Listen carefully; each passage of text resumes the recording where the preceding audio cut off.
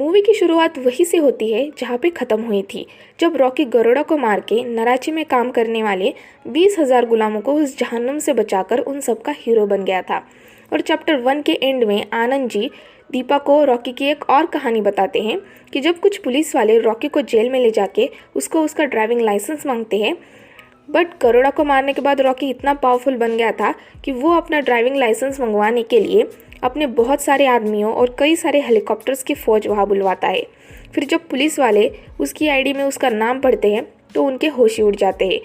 तो अब हमें चैप्टर 2 की शुरुआत में ये पता चलता है कि आनंद जी जो दीपा को रॉकी की स्टोरी बता रहे थे, उनको हार्ट अटैक आ जाता है और वो हॉस्पिटल में एडमिट होते हैं। तो अब कहानी तो अधूरी थी, इसलिए अब कहानी को पूरा करने के लिए आनंद के बेटे विजेंद्र आते हैं और वो दीपा से कहते हैं, मुझे नहीं पता कि मेरे बाप ने लिखी बुक रॉकी के लिए कितनी सही थी, बट उनके बुक के अकॉर्डिंग नराची के लोगों द्वारा रॉकी की बनाई मूर्ति आज भी केजीएफ में दफन है। तो जिस दिन आपको वो मूर्ति मिल जाएगी तो समझ लेना कि वो कहानी सच थी। और इसी के साथ विजयेंद्र कहानी शुरू करते हैं। सो हेलो एवरीवन, मैं हूँ Enigma and welcome to another episode of super move, जिसमें हम एक्सप्लेन करने जा रहे हैं केजीएफ चैप्टर 2 मूवी को। और हमेशा की तरह एक बार फिर से आप सबसे रिक्वेस्ट है कि आगे स्पॉइलर के बारे में बात करने से पहले अगर आपने इस चैनल को सब्सक्राइब नहीं किया है तो प्लीज़ कर ले और बेल आइकन को भी प्रेस कर ले ताकि नेक्स्ट एपिसोड्स की नोटिफिकेशन आपको मिलती रहे। So let's start.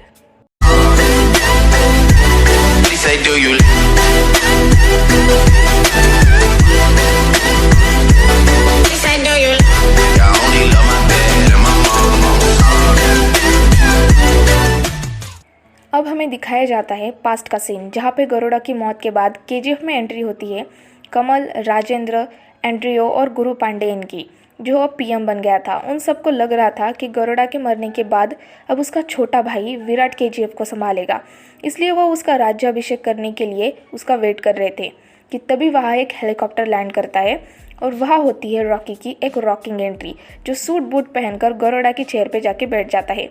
यानी कि उसने विराट को पहले ही मार दिया था। उसका मतलब नाउ केजीएफ का बाप रॉकी है। रॉकी अपने साथ रीना को भी वहाँ उठा ले आता है क्योंकि हमारे रॉकी भाई अब उसे लाइक करने लगा था। इसलिए कमल को रॉकी पे बहुत गुस्सा आता है। वो कुछ ज़्यादा ही चू चू कर रहा था और रॉकी भी गुस्से में उसका काम वही निपटा देता है। ये सब देख वहाँ पे सब लोग चुपचाप बैठ जाते हैं और समझ जाते हैं कि रॉकी केजीएफ में गरुड़ा को मारने के लिए नहीं बल्कि केजीएफ को जीतने आया था। लेकिन अब रॉकी बाकी के पार्टनर्स को नहीं मारता क्योंकि सबको मार देगा तो बिजनेस किसके साथ करेगा। तब राजेंद्र रॉकी से कहता है कि गरुड़ा को मारने के लिए हमने एक रॉकी पैदा किया था, तो इस रॉकी को मारने के लिए एक और रॉकी क्यों नहीं पैदा हो सकता। इस पर रॉकी बोलता है कि मेरे बाप से नहीं हो पाया तो मेरे बाप की कसम किसी से नहीं हो सकता। It means I am one and only one piece. अब रॉकी के आने के बाद केजीएफ के लोगों की लाइफ काफ़ी बदल गई थी। उनको रहने के लिए घर, खाने के लिए अच्छा खाना और पहनने के लिए ढंग के कपड़े मिलने शुरू हो जाते हैं। इसलिए वो लोग भी बाहर की ज़िंदगी छोड़ यहाँ केजीएफ में ही रॉकी का हाथ थाम कर रहने का ठान लेते हैं। फिर जब रॉकी रीना को अपने साथ हेलीकॉप्टर में बैठा के अपने महल ले जा रहा होता है तो नीचे से पूरे केजीएफ के लोग बहुत खुश होते हैं और उसको सलाम करते हैं। अब नेक्स्ट सीन में गरुड़ा के खास सिपाही वनराम के पास रॉकी जाता है, जिसको उसने बांध के रखा था। रॉकी उसको बोलता है कि मैं वजीर को नहीं मार सकता, वरना मेरा साम्राज्य कौन चलाएगा। और रॉकी वनराम से कहता है कि मुझे पता है कि केजीएफ के अंदर एक नहीं बल्कि 9 माइंस है, जिसको तुम लोग सेक्टर 3/9 बोला करते थे। वनराम रॉकी की ये सब बातें सुनकर शॉक हो जाता है और बोलता है कि हाँ, लेकिन ये बात किसी को मालूम नहीं है क्योंकि सूर्यवर्धन चाहता था कि ये साम्राज्य हज़ारों साल तक चले, इसलिए उसने बाकी 8 माइंस को गुप्त रखा ताकि किसी की बुरी नज़र केजीएफ पे ना पड़े। देन रॉकी वनराम को अपने साथ काम करने के लिए ऑफ़र करता है और वनराम भी मान जाता है, जिसके बाद रॉकी केजीएफ के बाकी 8 माइंस को भी ओपन करवा देता है।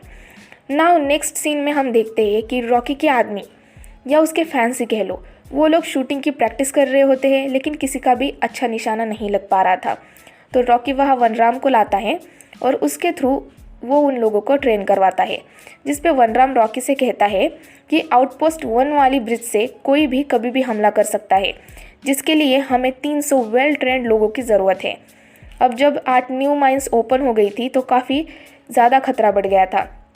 इसलिए लोग अंदर जाके काम करने से डर रहे थे कि तभी वहाँ रॉकी आता है उसके फेवरेट वेपन के साथ, जो था एक हथौड़ा, और वो खुद काम करने के लिए अकेले ही माइन में चला जाता है।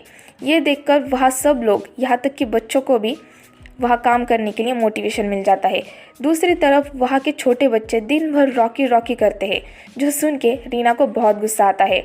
तो वो बच्चे रीना को अपने साथ केजीएफ घुमाने ले जाते हैं और उसको बताते हैं कि किस तरह रॉकी ने उन सबको ज़िंदगी दी है, कैसे वो वहाँ की औरतों की इज्जत करता है।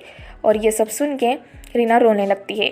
अब नेक्स्ट सीन में हम देखते हैं कि राजेंद्र और एंड्रयू दोनों ही रॉकी की तरक्की से बहुत परेशान थे और उसको ख़त्म करने का प्लान बना रहे थे। वो सोच रहे थे कि ये काम रमिका सेन कर सकती है, क्योंकि वो एक बहुत ही होशियार और पावरफुल पॉलिटिशियन है। हमें दिखाया जाता है केजीएफ का सीन, जहाँ सोने के वेयर हाउस में रॉकी अपने लोगों से कह रहा होता है कि इतना सोना काफ़ी नहीं है, हमें काम का स्पीड बढ़ाना होगा। कि तभी वहाँ ऊपर से सोने के बॉक्स से एक तलवार नीचे गिरती है, जो कि अधेरा की तलवार थी, जिसको देखकर सारे लोग काफ़ी डर जाते हैं और इधर उधर भागने लगते हैं। अब गाइज मैं बता दूँ कि अधेरा एक वो नाम है कि जिसकी हिम्मत और तलवार की धार पे सूर्यवर्धन ने यह साम्राज्य खड़ा किया था। लेकिन धीरे धीरे केजीएफ ने इतनी ऊंचाई पा ली कि उसको पाने के लिए लोग मरने के लिए और मारने के लिए भी तैयार थे। और अब हमें दिखाया जाता है इस मूवी का सबसे डेंजरस विलन अधेरा, जो कि गरुड़ा के अटैक के बाद भी जिंदा था और वो अब तक छुपकर बस गरुड़ा के मरने का वेट कर रहा था। अधेरा अपनी फौज के साथ केजीएफ के आउटपोस्ट 1 वाले ब्रिज से अटैक करता है, जिसमें रॉकी के पूरे 300 सैनिक मारे जाते हैं। और अधेरा रॉकी के एक सैनिक को जिंदा छोड़कर उसे बोलता है कि जाके बोल दे अपने भगवान से कि अधेरा आ रहा है अपनी तलवार और अपनी केजीएफ को वापस लेने। फिर जब केजीएफ के अंदर ये बात पता चलती है कि अधेरा भी जिंदा है, तो सारे लोग डर जाते हैं, क्योंकि अधेरा गरुड़ा से भी कई ज़्यादा खतरनाक था। आज तक उसने कई जानें ली थी। सीन शिफ्ट होता है और हम देखते हैं कि एंड्रयू और राजेंद्र बात कर रहे होते हैं कि अगर रॉकी को मारना है तो नराची से बाहर उसे निकालना होगा। लेकिन राजेंद्र बोलता है कि ऐसा कैसे होगा। एंड्रयू कहता है कि रीना को खबर मिलेगी कि उसका बाप मर गया है तो वो तुम्हें देखने ज़रूर आएगी और उसको रोकने के लिए उसके पीछे रॉकी आएगा। इतना कहकर एंड्रयू और राजेंद्र को शूट करता है और उसके साथ हमें पता चलता है कि अब एंड्रयू ने अधेरा से हाथ मिला लिया था। और जैसे ही राजेंद्र की मौत की खबर रीना को पता चलती है, वो केजीएफ से बाहर चली जाती है और एंड्रयू के प्लान के अकॉर्डिंग रॉकी भी विदाउट सिक्योरिटी रीना के पीछे उसको रोकने के लिए चला जाता है और रास्ते में अधेरा के लोग रीना को किडनैप कर लेते हैं। तभी रॉकी वहाँ आके उन सबको मार गिराता है, बट अधेरा, जिसने पहले ही रॉकी पे निशाना लगाया था, वो रॉकी को शूट करता है और रॉकी नीचे गिर जाता है। रीना रॉकी को इस हालत में देखकर रोने लगती है, लेकिन अधेरा रॉकी को मारने के बजाय उसको वहाँ से जाने देता है, क्योंकि उसको पता था कि केजीएफ के लोगों के मन में रॉकी के लिए बहुत इज्जत है, बहुत विश्वास है। तो अधेरा चाहता था कि वो लोग रॉकी को इस हालत में देखें और उनका विश्वास टूट जाए। और जब रॉकी ऐसी घायल हालत में वापस जाता है तो सच में सबका उसके ऊपर का विश्वास खत्म हो जाता है। उन्हें लगता है कि अधेरा रॉकी की हालत कर सकता है तो हमें क्या बख्शेगा। दूसरी तरफ मुंबई में ये शेट्टी और बाकी लोग जो रॉकी से नफरत करते थे, वो लोग रॉकी के सपोर्टर्स को जान से मार रहे थे। वही अगर कोई भी केजीएफ से बाहर निकलता है तो अधेरा उसको जान से मारकर उनकी बॉडी को फिर से केजीएफ में वापस भेज दे रहा था। इस वजह से केजीएफ में सब लोग बहुत डर गए थे। अब तो केजीएफ में बस 8 दिनों का ही खाना बचा था और शेट्टी घायल रॉकी को कॉल करके उसको धमकी देने लगता है और रॉकी को बहुत गुस्सा आता है।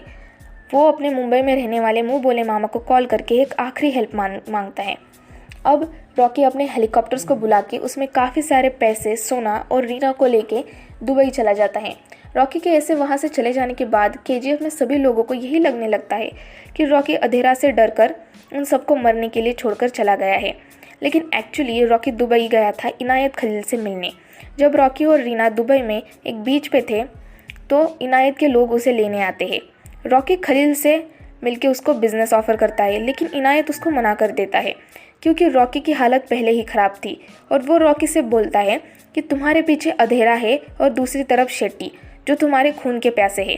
तभी इनायत को कॉल आता है और उसको पता चलता है कि रॉकी ने वहाँ बैठे बैठे अपने मुंह बोले मामा की हेल्प से खलील के मुंबई में से सारे लोगों को मार दिया है और साथ ही साथ खलील जिसको अपने गार्ड समझ रहा था, वो सारे लोग रॉकी द्वारा बिक चुके थे।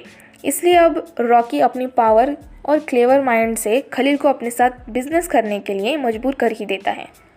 और फिर रॉकी वापस केजीएफ जाता है और वनराम को सोने से भरे ट्रक को बाहर निकालने बोलता है। ट्रक जैसे ही बाहर आता है, अंधेरा उस पर अटैक करता है और तभी रॉकी उस ट्रक से बाहर निकलता है और उसके साथ साथ सभी ट्रक में सोने के बजाय रॉकी के आदमी भरे हुए थे। और इस बार रॉकी दुबई से ऐसी ऐसी गन्स लाया था जिसके सामने अंधेरा की गन्स टिकने से रही थी, और यही वजह थी कि रॉकी इतने सारे पैसे और सोने लेके दुबई गया था। अब इतनी सारी फायरिंग होने के बाद अंधेरा के सारे लोग मर जाते हैं। अब रॉकी चाहता तो अंधेरा को भी मार सकता था, लेकिन वो उसको बख्श देता है और साथ ही वो अलग अलग पॉलिटिशियंस को धमका के गुरु पांडेयन की सरकार को गिराने से बचाता है। अब इस तरह रॉकी का बिजनेस धीरे धीरे बहुत बढ़ जाता है, क्योंकि अब वो एक नहीं बल्कि 9 माइंस से लगातार सोना निकाल रहा था कि पहुंच जाता है मुंबई शेट्टी की सीटी बजाने। अब रॉकी को देखकर शेट्टी की जो हालत हुई थी उसको एक्सप्लेन करने के लिए मेरे पास वर्ड्स नहीं है। देन रॉकी शेट्टी को मार के केजीएफ के साथ मुंबई पे भी कब्जा कर लेता है। अब रॉकी की पावर्स टाइम के साथ बढ़ रही थी और तब गुरु पांडेयन रॉकी से कहता है कि अगर तुम्हें अपना साम्राज्य संभालना है तो तुम्हें रमिका को पीएम बनने से रोकना होगा और उसको मारना होगा। अब इस पे हमारा रॉकी बोलता है कि मैं औरतों और बच्चों पे हाथ नहीं उठाता। देन उसके कुछ दिनों बाद इलेक्शंस होते हैं और उसका रिजल्ट आता है और रमिका जीत जाती है। अब रमिका के पीएम पद की शपथ लेने के बाद उससे मिलने एक सीबीआई ऑफिसर जाता है जिसका नाम राघवन था, जो पिछले 10 सालों से केजीएफ के ऊपर इन्वेस्टिगेशन कर रहा था। फिर वो प्रेजेंटेशन के थ्रू रमिका को केजीएफ और रॉकी की पूरी कहानी बताता है और बोलता है कि उसको अगर कोई रोक सकता है तो वो आप हो। अब इधर काफ़ी ज़्यादा मेहनत से रॉकी केजीएफ को बहुत ही ज़्यादा मॉडर्न बना के वहाँ पे काम करने वाले लोगों के लिए काफ़ी ज़्यादा सेफ बना देता है। जो लोग वहाँ कीड़ों मकोड़ों की तरह जी रहे थे, अब उनके पास अच्छे अच्छे घर और काम करते वक्त सेफ्टी प्रिकॉशंस थे। अब केजीएफ के अंदर हम आनंद को देखते हैं, जो कि चैप्टर 1 में स्टोरी सुना रहा था। यहाँ वो काफ़ी यंग था और केजीएफ की चुपके से फ़ोटोज़ क्लिक कर रहा था, जिस वजह से वहाँ के गार्ड्स उसको रॉकी के पास ले जाते हैं। रॉकी उसकी ईमानदारी को देखकर इम्प्रेस हो जाता है और उसको बोलता है कि तुम मेरे बारे में जो भी लिखना सब सच सच लिखना। अब हर साल की तरह इस साल भी काली माता की पूजा होती है और उस दिन रॉकी रीना से शादी करके उसको केजीएफ की रानी बना देता है। वो रीना से इतना प्यार करता था कि एक दिन केजीएफ में लाइट चली जाने की वजह से फ़ैन ऑफ हो गया था और रीना को बहुत गर्मी हो रही थी और रॉकी अपने हेलीकॉप्टर को ही उसका पंखा बना देता है। अब दूसरी तरफ रमिका ये समझ जाती है कि अगर रॉकी को नहीं रोका तो वो सच में पूरी दुनिया पे कब्जा कर लेगा। वो अपनी स्पेशल टीम बना के रॉकी के अलग अलग जगहों पे छापा मारती है और सारे पुलिस वालों को रॉकी के खिलाफ एविडेंस जमा करने के लिए ऑर्डर्स देती है। अब तक उनको कोई ऐसा सबूत नहीं मिला था कि वो रॉकी को अरेस्ट कर पाए। फिर काफ़ी सारी मेहनत के बाद पुलिस को रॉकी के वियर हाउस से एक सोने का बिस्किट मिलता है और वो सोने का बिस्किट लेके पुलिस स्टेशन चले जाते हैं। और जब ये बात रॉकी को पता चलती है तो वो अकेले ही अपने 100 ग्राम के सोने के बिस्किट को वापस लेने के लिए पुलिस स्टेशन चला जाता है और अपना गोल्ड वापस लेने के बाद अपनी दुबई से लाई गई गन से उस पुलिस स्टेशन पे फायरिंग करता है। और हमें यहाँ दिखाया जाता है इस मूवी का मोस्ट अमेजिंग सीन, जब रॉकी पुलिस स्टेशन को गोलियों से छन्नी करने के बाद उस मशीन गन से ही अपनी सिगरेट जलाता है।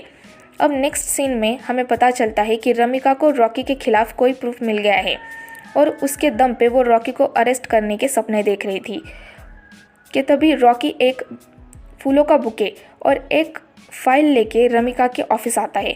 उस फाइल में रॉकी के अगेंस्ट बहुत सारे प्रूफ थे। रॉकी रमिका को बोलता है कि आप चाहो तो ये एविडेंस रख लो और मेरे खिलाफ कोई भी केस बना लो। अब रमिका वो फाइल लेने ही वाली होती है कि तभी वहाँ पे रमिका के दूसरे सपोर्टर्स आ जाते हैं और रमिका को बताते हैं कि एक्चुअल में उनकी पार्टी के 200 पॉलिटिशियंस को रॉकी ही फंडिंग करता है। तो अगर वो रॉकी के बारे में कोई भी खुलासा करती है तो ये सबको पता हो जाएगा कि खुद रमिका के पार्टी के लोग ही रॉकी से मिले हुए हैं और उसकी पार्टी गिर जाएगी। सो अनफॉर्चुनेटली रमिका कुछ नहीं कर पाती। अब रॉकी सारे की डिलीवरी बंद कर देता है। जब ये बात खलील को पता चलती है तो वो बहुत गुस्सा होता है और सोचता है कि रॉकी अपनी मनमानी कर रहा है और वो भी अंधेरा के सपोर्ट में चला जाता है। अंधेरा रॉकी से बख्शे जाने के बाद भी सुधरा नहीं था। वो एंड्रयू की मदद से केजीएफ के माइन नंबर 3 से अंदर एंटर कर रहा था। इधर रीना को जब पता चलता है कि वो प्रेग्नेंट है तो वो ये बात रॉकी को बताने के लिए जाती है। रॉकी ये बात सुन के खुश भी हो पाता कि तभी वहाँ पे अधेरा के लोग अटैक कर देते हैं, जिसमें रीना मारी जाती है। रीना की डेथ से रॉकी को बहुत शॉक लगता है और अब रॉकी और अधेरा के बीच में फाइनल बैटल शुरू हो जाती है, जो कि बहुत ही ज़्यादा अमेजिंग है। इस फाइट की एंडिंग में रॉकी अधेरा को हथौड़े से मार मार कर उसकी गर्दन तोड़ के उसे जान से मार देता है। इस फाइट के बाद रॉकी को पता चलता है कि अधेरा को इस माइन के बारे में इंफॉर्मेशन बाहर से मिली थी, तो वो फ़ौरन अपने लोगों को लेके सीधा पार्लियामेंट में जाता है, जहाँ रमिका अपनी स्पीच दे रही होती है और बोल रही होती है कि मुझे इस्तीफ़ा ही क्यों ना देना पड़े, लेकिन मैं रॉकी के अगेंस्ट डेथ वारंट निकाल के रहूँगी। कि तभी वहाँ खून से भरा रॉकी एंटर करता है और गुरु पांडेन को गोली से शूट कर देता है, क्योंकि वो आखिरी वही पर्सन था जो अधेरा की हेल्प कर रहा था। स्टार्टिंग से ही वो केजीएफ पे अपना हुक्म चलाना चाहता था, इसलिए प्लान कर रहा था। नेक्स्ट सीन में हम देखते हैं कि रमिका रॉकी के खिलाफ डेथ वारंट साइन कर रही होती है, क्योंकि रॉकी ने सबके सामने एक पॉलिटिशियन का मर्डर किया था, जो कि काफ़ी था उसके अगेंस्ट डेथ वारंट निकालने के लिए। अब रॉकी को मारने के लिए केजीएफ में बहुत सारी पुलिस की फोर्स आती है, जो कि वहाँ के लोगों को बाहर निकालते हैं ताकि रॉकी को ढूंढना आसान हो जाए, लेकिन उन्हें पता चलता है कि रॉकी तो वहाँ है ही नहीं। इस सीन में हम देखते हैं कि सारे सोने के साथ रॉकी एक शिप में होता है, जिसके साथ ही रॉकी ने अपनी माँ से किया हुआ वादा पूरा किया था। लेकिन रॉकी ने अपनी माँ की तरह रीना को भी खो दिया था, इसलिए अब वो मरना चाहता था। इसलिए वो अपनी लोकेशन रमिका को बताता है और रमिका की फोर्स रॉकी के शिप पे अटैक करती है। सोने के साथ रॉकी भी समुद्र की गहराइयों में समा जाता है। मूवी की एंडिंग में हम देखते हैं कि खुदाई के दौरान 24 न्यूज़ चैनल की मेन जर्नलिस्ट दीपा को वो रॉकी का स्टैचू मिलता है, जिसको केजीएफ के लोगों ने अपना भगवान मानकर बनाया था। जिसके बाद दीपा को यकीन हो जाता है कि आनंद ने बताई हुई रॉकी की स्टोरी बिल्कुल सच थी। सो ये था फुल एक्सप्लेनेशन केजीएफ चैप्टर 2 का। अब आप हमें कमेंट करके बता सकते हैं कि नेक्स्ट आप किस सीरीज या मूवी का एक्सप्लेनेशन देखना चाहते हैं। हम पूरा ट्राई करेंगे कि आपके रिक्वेस्टेड टॉपिक का एक्सप्लेनेशन आपको सर्व कर सकें। अब अगर आप मनी हाइस्ट के सीजन 1 का रिकैप देखना चाहते हैं तो डिस्क्रिप्शन में दिए गए वीडियो के लिंक पर क्लिक करके आप चेकआउट कर सकते हैं। और जल्द ही हम RRR मूवी का भी एक्सप्लेनेशन ला रहे हैं, सो स्टे ट्यून और सब्सक्राइब करके रखें। अब अगर ये वीडियो आप सबको ज़रा भी पसंद आई हो तो इसे लाइक और शेयर करें और ऐसे कंटेंट्स के लिए हमारे चैनल को सब्सक्राइब करें। सो आज के लिए बस इतना ही। हम जल्दी लौटेंगे एक नई वीडियो के साथ। Till then keep watching super move. Sayonara.